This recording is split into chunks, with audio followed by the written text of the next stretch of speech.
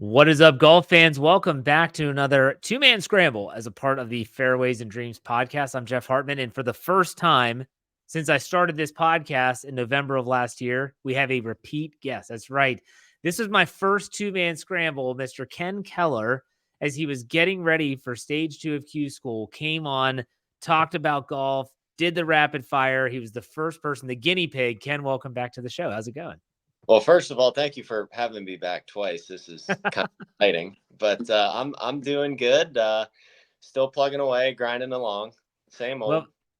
Well, let's go back because we might have I probably have people that have not listened since the very beginning.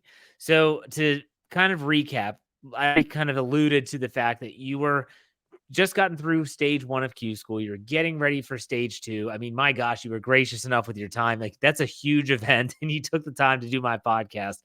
So I do appreciate it. But I know how it went, but I wanted to hear from you. I know you did not get through stage 2 of Q School, but I want to know what it was like. I know that you had texted me and said conditions were just crazy. Walk me through it because I'd love to know what happened. Yeah, so I knew that the weather wasn't going to be great that day, but I've learned to not shy away from tough conditions. So I wasn't exactly bummed out that the weather wasn't going to be good. I was excited for it.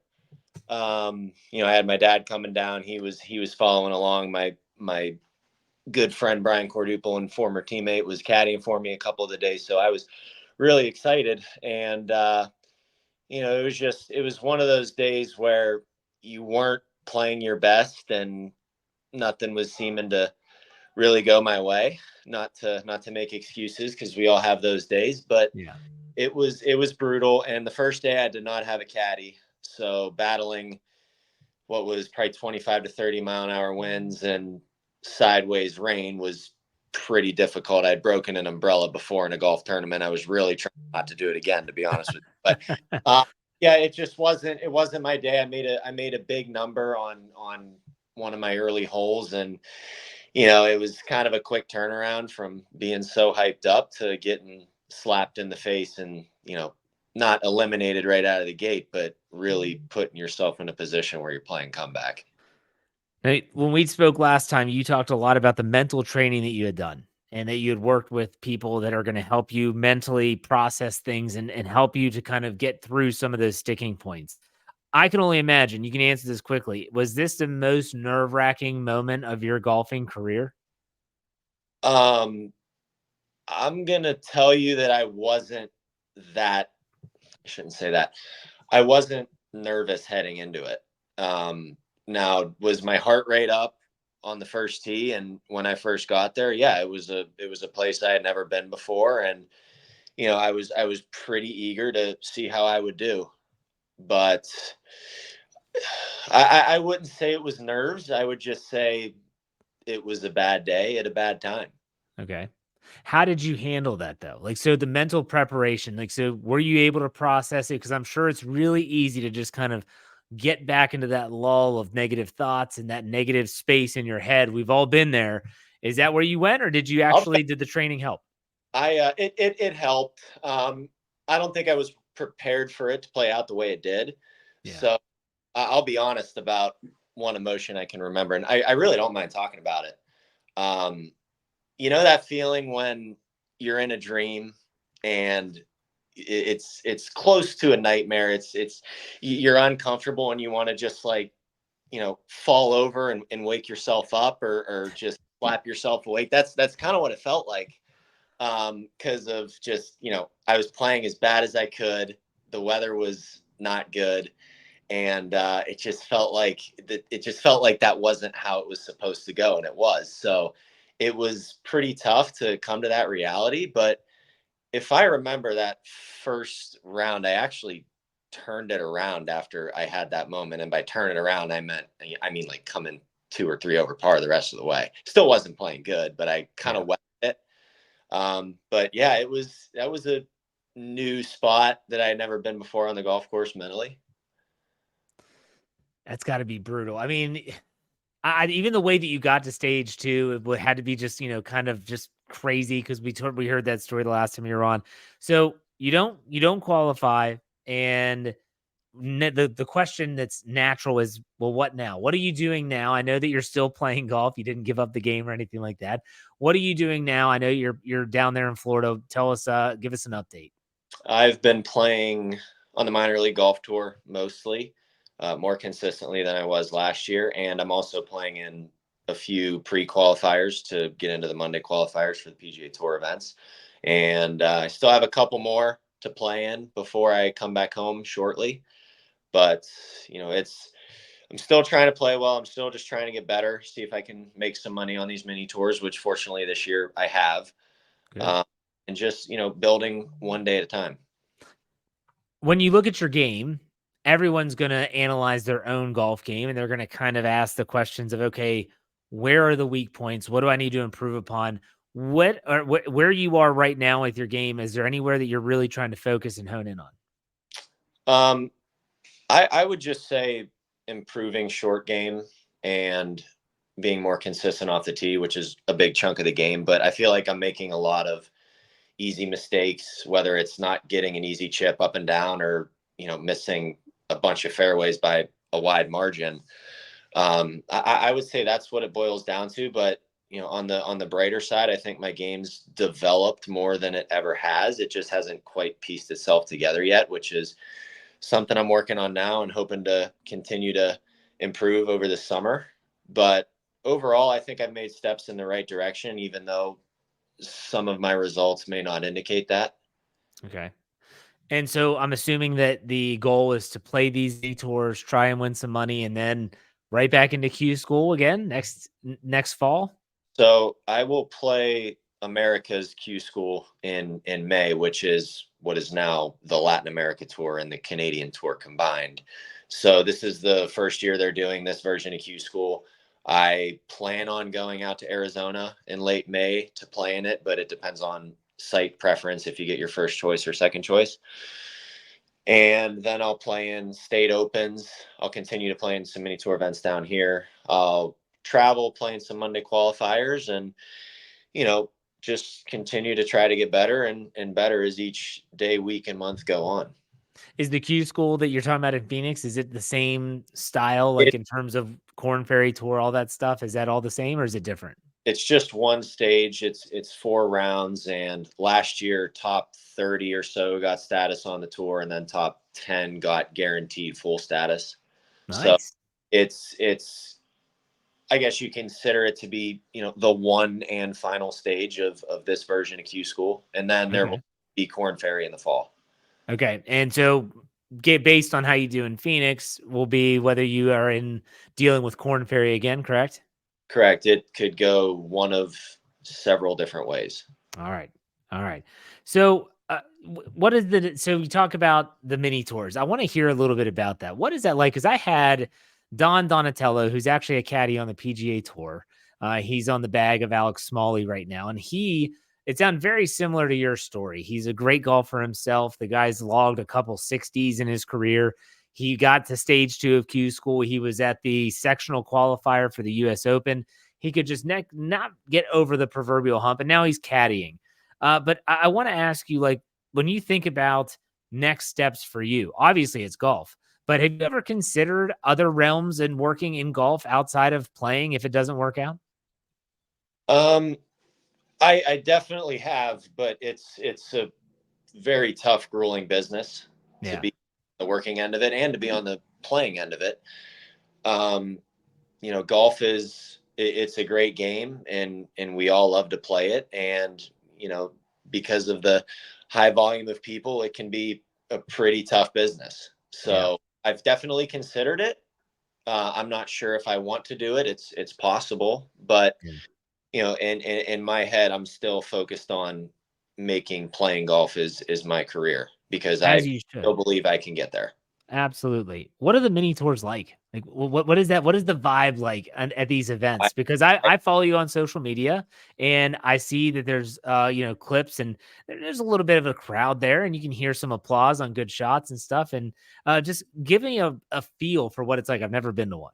It's very relaxed, but extremely competitive at the same time, because everybody that's competing on these mini tours has the same goal to get to the PGA Tour. And a lot of the guys that are playing on the minor league tour right now have played on the PGA Tour, but have lost status and are trying to build it back. So whether you've played on the PGA Tour or you're trying to play on the PGA Tour, all those people still get to compete against each other consistently in a relaxed but competitive environment.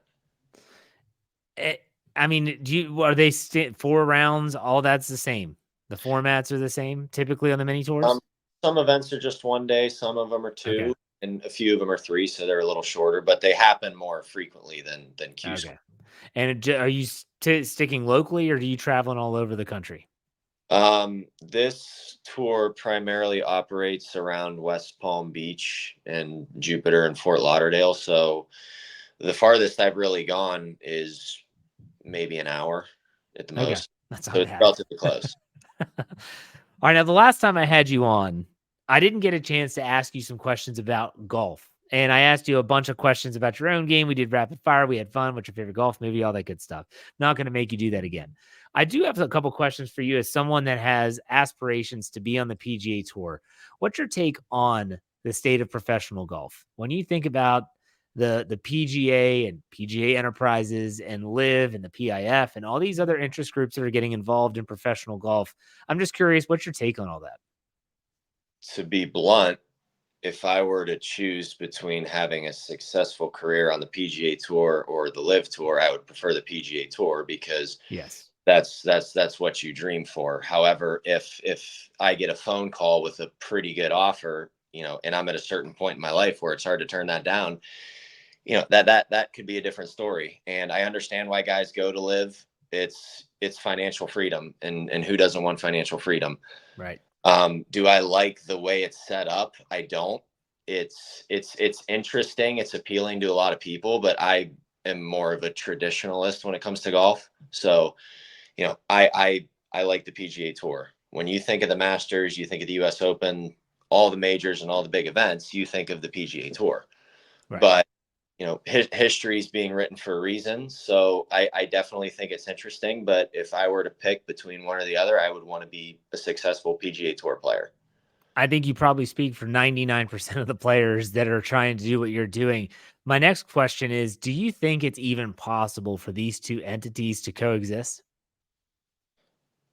I mean, I do. And I feel like they kind of started to in a way. Um, you're starting to see guys playing on both tours that are eligible to play in the same events. So it's definitely possible, but in a perfect world, I like the PGA Tour setup, and I think the majority of golf fans do too. But I don't see what stops Live Golf from growing. I just hope that it grows golf for the right reason. That's a good point. Do you ever see a situation where some of these guys, we're talking Phil Mickelson, Dustin Johnson, your Brooks Koepkas, now John Rahm, who just went over to Live. Do you ever see a day where they might be on some separate tour? I know Rory has floated this idea out there a bunch of times in the last 6 months about a world international tour that is like above everything else. Think of like Champions League soccer, very comparable. Do you ever think that would be able to be sustainable?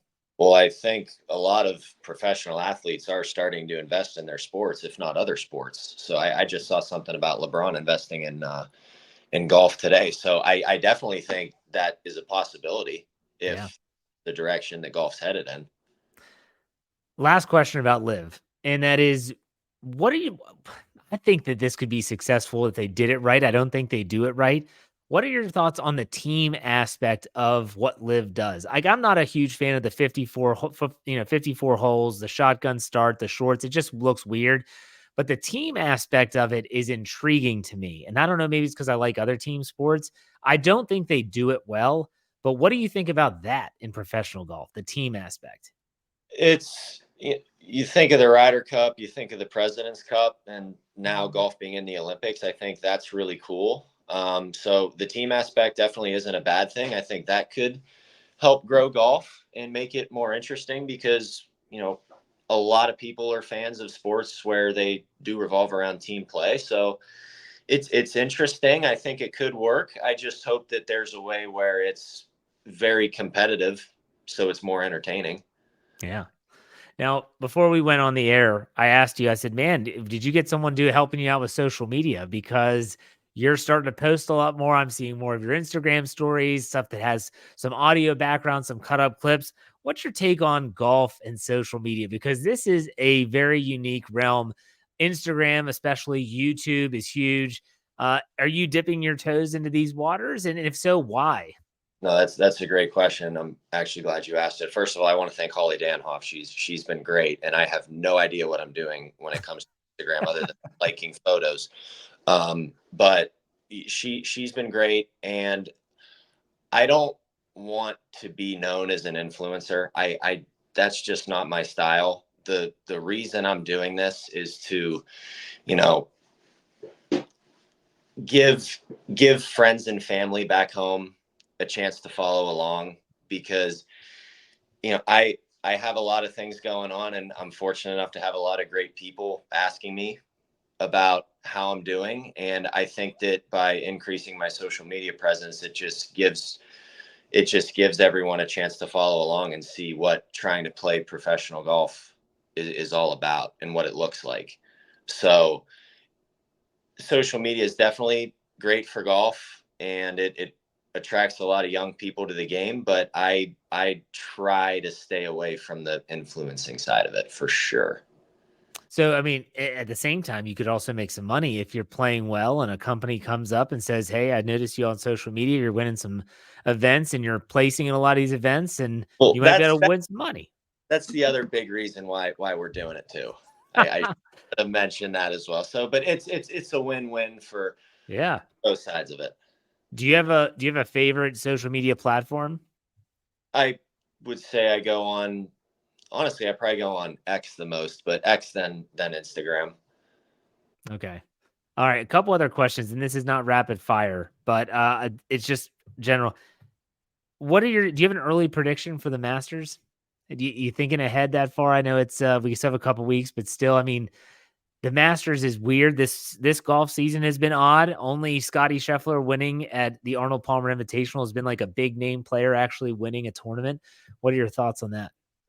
I wouldn't be surprised if Scotty Scheffler won, but I've never been good at picking winners for tournaments. I'm the worst office pool player there is. But Scotty, I would also love to see Rory win it. He's been close, but I think that would be really, really cool for the game right now if Rory was able to complete the Grand Slam. So I'm rooting for Rory. Do you think Tiger will even be in the field? Boy, that's like the hardest question you could possibly ask. I hope so. Didn't I play. love Hey, Tiger play. no players championship. I hate watching him get carted off the course too, even Yeah. though he was sick last time. But I hope he plays. But if he doesn't, I'll understand. Well, the thing is about him getting carted off in Riviera was everyone was like, "Oh, he's sick," and I'm sure he was sick, but people were also forgetting about the shank on 18 the day prior. And what did he say? His back was spasming. When I heard that, I said, "That's not good," because this guy's not golfing a ton on the tour, and his back is spasming. That scares me a little bit. I don't know about you, but I'm just like, that doesn't sound good. Yeah, his body's been to the workshop quite a few times. So I wouldn't be I wouldn't be surprised if he stops soon, but I really don't want that to happen. But he's proved everybody wrong multiple times. So who's going to be surprised if he starts having success again?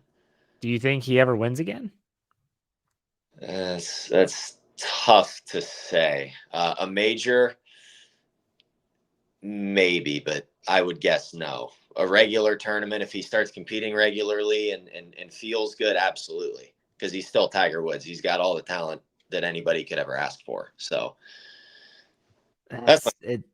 It's tough. It's absolutely tough. It is really, really tough when you think about it, and it's going to be interesting. And I do appreciate you take your take on what's just the world of golf, because honestly, someone that's in it is different than a fan. I'm nothing more than a fan and a recreational golfer.